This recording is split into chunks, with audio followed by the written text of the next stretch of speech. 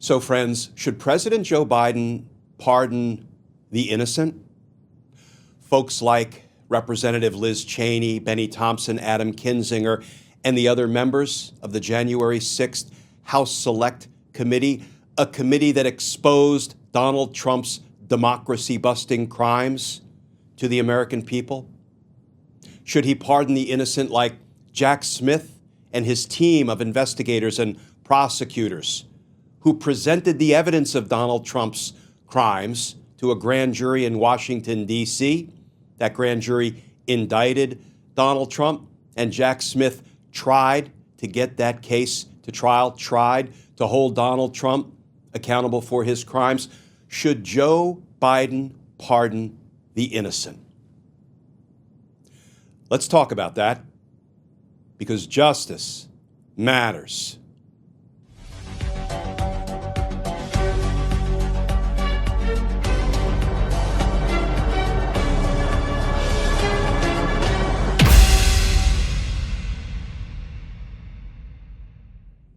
Hey all, Glenn Kirshner here.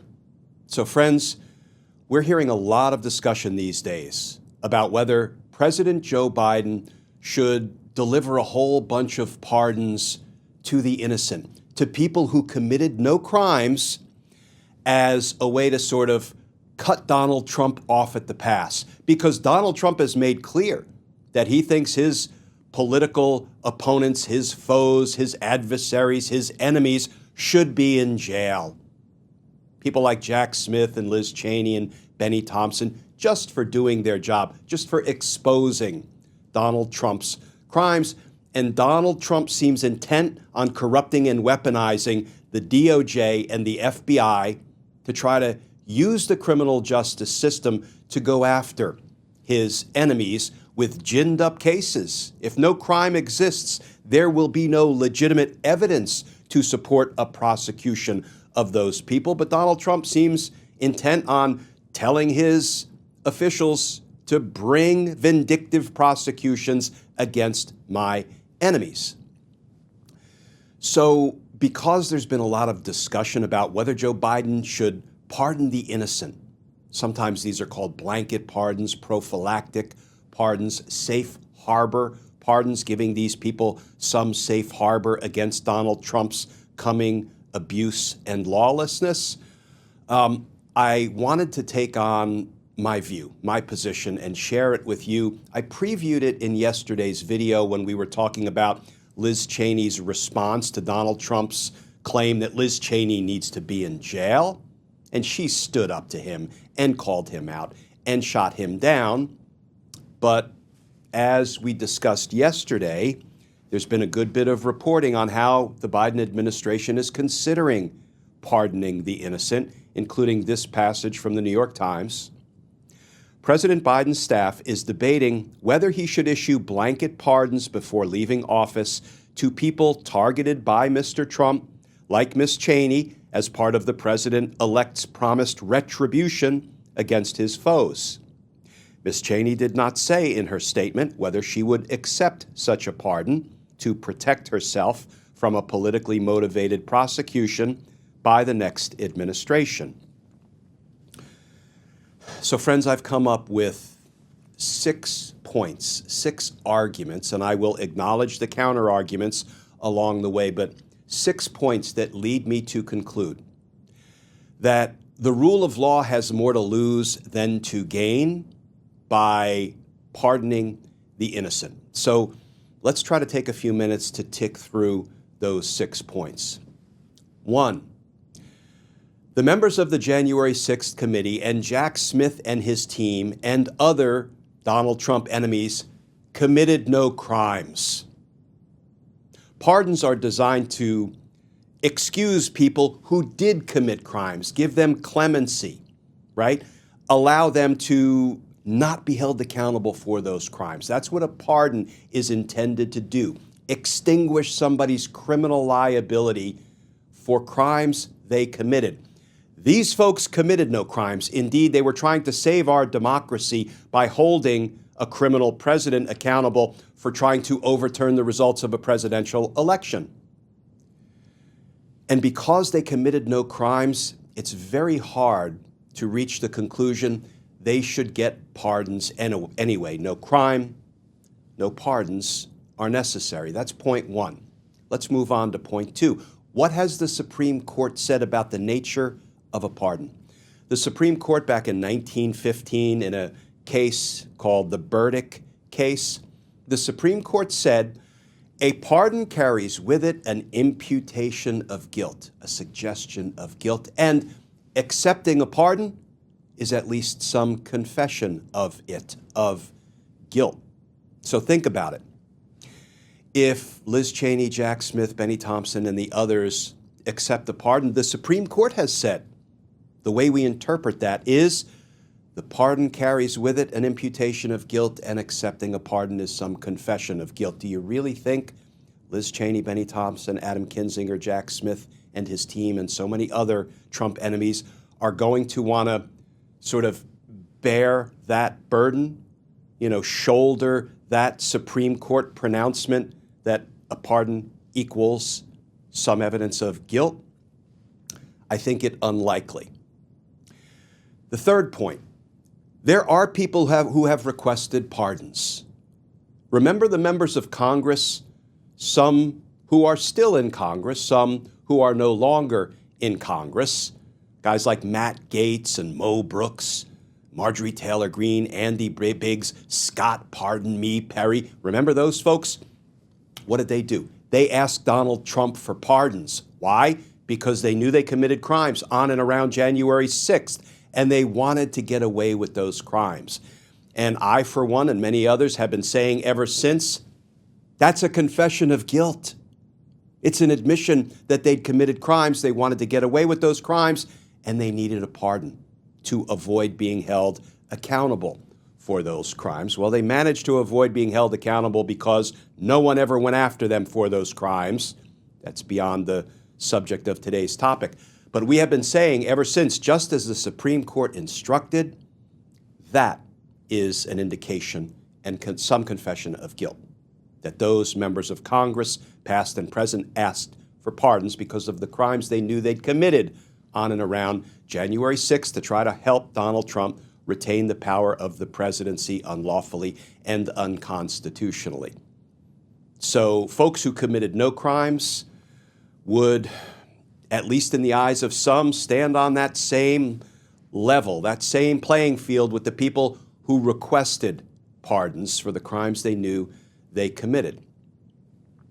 Fourth point, if the innocent are pardoned, and let me not sort of dismiss pardoning the innocent cavalierly, because I don't want to see the innocent vindictively, wrongfully, unlawfully, and selectively prosecuted by Trump and his criminal associates that he intends to install at the Department of Justice. Why? Because it will upend their lives financially, emotionally, reputationally, perhaps. And they shouldn't have to go through defending themselves in a vindictive prosecution, one that is based on no evidence, one that is born of Donald Trump's appetite for revenge, his insatiable appetite for retribution. So I don't cavalierly suggest that we shouldn't pardon the innocent, because if we don't, they could very well be run through the court system with baseless charges brought against them by Trump's Department of Justice. But here's the thing. I think it's important to see if Donald Trump tries to have his DOJ officials, his FBI officials vindictively and without evidence bring charges against his enemies, that will be exposed in court. The federal court trial judges in Washington, D.C., many of whom I know, I practiced before, I tried cases with when they were prosecutors before they became federal judges. I supervised some of them when I was chief of homicide at the D.C. U.S. Attorney's Office. I have faith and confidence in the trial court judges on the federal bench in Washington, D.C. and elsewhere nationwide.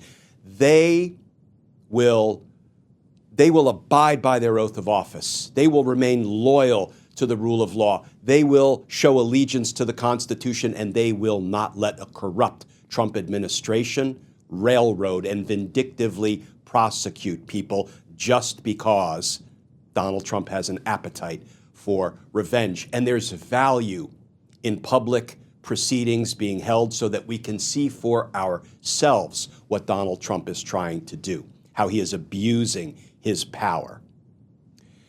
And that may actually help accelerate the downfall of Donald Trump if all of that is exposed in federal court. But if pardons are granted, then there will be no court cases. There will be no public airing or exposing of Donald Trump's corruption and abuse. And I'm going to circle back. That's point 4. I'm going to circle back to that in a minute when I get to point 6. So put a pin in that. If the innocent are pardoned, well, then they won't be run through the federal courts, the criminal justice system, and there will be no public exposure, revelation, disclosure, and airing of what Donald Trump is doing, abusing his power and his office. Point 5. If Joe Biden delivers wholesale pardons to the innocent on his way out the door, it all but guarantees every administration moving forward will do the same thing. Now, let me acknowledge the counterpoint. If Joe Biden decides to do what he believes, and maybe we believe is the right thing, that doesn't mean Donald Trump will do the right thing. We'll say, hey, he was a good guy. He was loyal to the rule of law and the Constitution. I guess I should act accordingly. I should do the same. I should do the right thing. Yeah, and pigs will fly, right? So I'm not pretending that if Joe Biden does the right thing, it will inspire Donald Trump and his criminal associates and his cabal, his flunkies, his lackeys, his lapdogs, his sycophants to do the right thing. No, no, no. But if Joe Biden delivers wholesale pardons to the innocent on his way out of the door, out of the presidency, you can bet that the next administration, Trump, will do the same thing. He'll just pardon everybody on his way out the door. And then the administration after that will be in a position where they have to pardon everybody, on their way out the door so that the next incoming administration can't vindictively go after them. And on and on and on.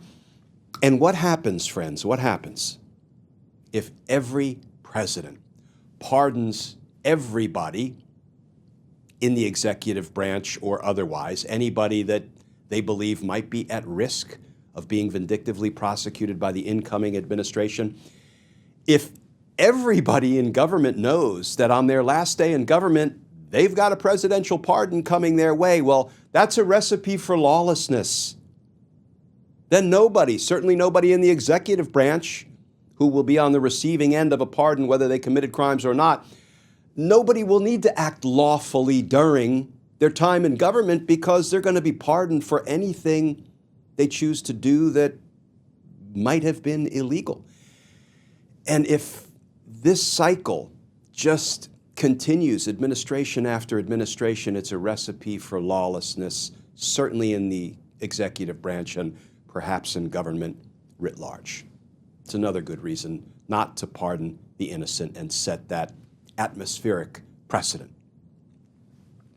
6. And this is the one, friends, that I haven't heard many folks mention. Maybe I've missed it. I'm not saying it hasn't been discussed or debated, but this is perhaps the most consequential one, but not necessarily the most intuitive point against pardoning the innocent. Remember back at point number 4, I said put a pin in the fact that if all of these innocent people are pardoned, then there will be no court hearings. Nothing will be exposed. Donald Trump's abuse and corruption and criminality, wanting to use the system to go after his opponents, his political enemies. None of it will be exposed to public view in the courts, in the federal courts. And I think it needs to be if Donald Trump chooses to go the vindictive prosecution route. But if there are pardons of the innocent, no court cases, no exposing any of it to public view, what will Donald Trump be left to do? He will still have a power, even if he can't use the criminal justice system to vindictively attack his opponents because they have pardons. He'll still have the power to attack them. You know how? We have a Supreme Court that has crumbled. Its legitimacy has crumbled. because the extreme right-wing ideologues on the Supreme Court, contrary to the Constitution, made a president damn near a king, gave him absolute presidential immunity for most of what he does in office, particularly those things that the Supreme Court said are core constitutional presidential functions, and we'll talk about that in a second, what those are. So if Donald Trump can't use the courts to vindictively prosecute people, the Supreme Court has said, but what you can do, Mr. Corrupt President, what you can do is tell your military to detain your political enemies without cause, without charges, and without any due process. What you can do, Mr. Criminal President, this is according to the Supreme Court ruling in Trump versus United States, the presidential immunity case. What you can do is direct your DOJ officials to lock up, to detain, put in detention camps, your political enemies without evidence, without charges, without due process. Then what you can do, if you're a criminal president, is you can, let me back up. Those are core constitutional functions, the Supreme Court tells us. Directing your military to do things, SEAL Team 6 and otherwise. Directing your DOJ officials to do things. And a president can direct them to do anything, including commit crimes, with absolute immunity against criminal prosecution for the president. But, you might say, logically, well, the DOJ officials would be violating the law if they did these things, put Donald Trump's opponents in detention camps, and the military officers would be violating the law. But the Supreme Court has a fix for that for the criminal president. The Supreme Court said yes, but a third core constitutional function a president has is, you guessed it, friends, the pardon power. So the Supreme Court said the president's pardon power is unconstrained, and he can, in fact, as a consequence of the Supreme Court's presidential immunity ruling, pardon his military officers who obeyed his unlawful commands to detain his political opponents, pardon his DOJ officials who obeyed his criminal directives to detain his political opponents. And with that pardon being delivered as a core constitutional function, the Supreme Court said, you can't touch a presidential pardon. You can't look behind it. You can't investigate a president's motive or intent. You can't ask questions about it. Doesn't matter for what purpose he did it, lawful or unlawful. He gets to do it, and he gets to do it with criminal immunity, and everybody receives those pardons, and they now have criminal immunity, immunity against prosecution.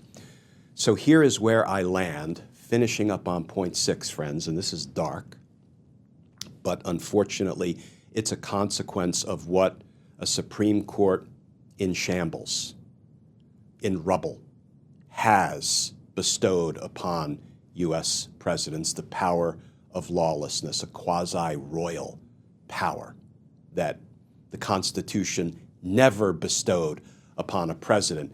So what the Supreme Court did, before I finish the final thought, is they ruled the Constitution is unconstitutional because the Constitution does not provide that a president is immune from prosecution. Indeed, in at least 2 places, as I've discussed in other videos, the Constitution provides the exact opposite, the take care to faithfully execute the laws of the nation clause and the impeachment judgment clause, which says a president can be prosecuted. Anybody can be prosecuted, even if they are impeached in the House and convicted in a Senate trial on those articles of impeachment. A president can still be criminally prosecuted for the exact same conduct for which he was impeached and removed.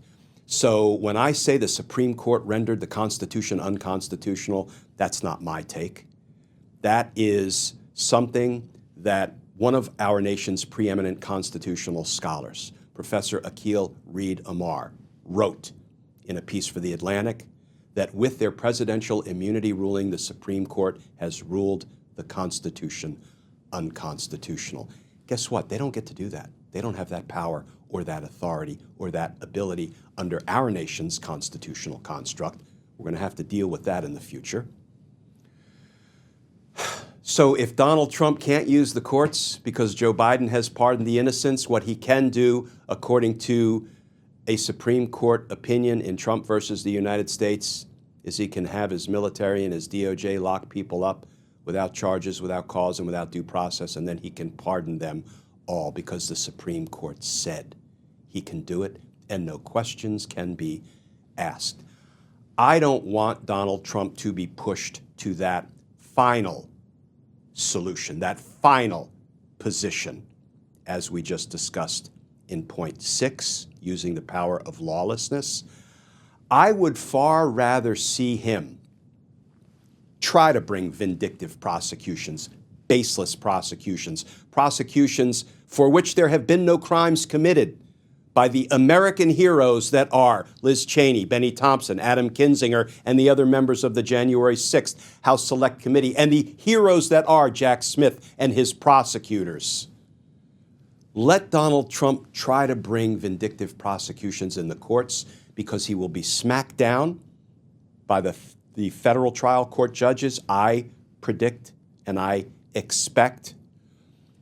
And that will expose what Donald Trump is trying to do, abuse his power and his authority, and that may hasten Donald Trump's demise, his political demise. So friends, let me end with something that Adam Kinzinger said today, because this is what we need to believe and hold fast to and fight for. Here's Adam Kinzinger's response to Donald Trump's threat that the January 6th House Select Committee members should be jailed. Quote, Donald Trump, go ahead and try to rewrite history. Use your platform to deflect blame, point fingers, and play the victim. But the evidence speaks louder than your words. History will remember the January 6th committee as defenders of democracy, and you as a man who betrayed it. The truth has been laid bare. The American people have seen the evidence, and no kangaroo court or hollow threats will change that. You may fool some of the people some of the time, but the tide is turning, and it just may take a bit. I'm confident the name Trump will be a stain on our history, and my son will be proud of what I did. So bring it on. We aren't afraid of the truth, but I suspect you are. Friends, this is not an easy call, and there are compelling arguments on both sides of the safe harbor pardon issue, but as I said, I think the rule of law has more to lose than to gain by beginning the practice of pardoning the innocent. Because justice matters. Friends, as always, please stay safe. Please stay tuned. And I look forward to talking with you all again tomorrow.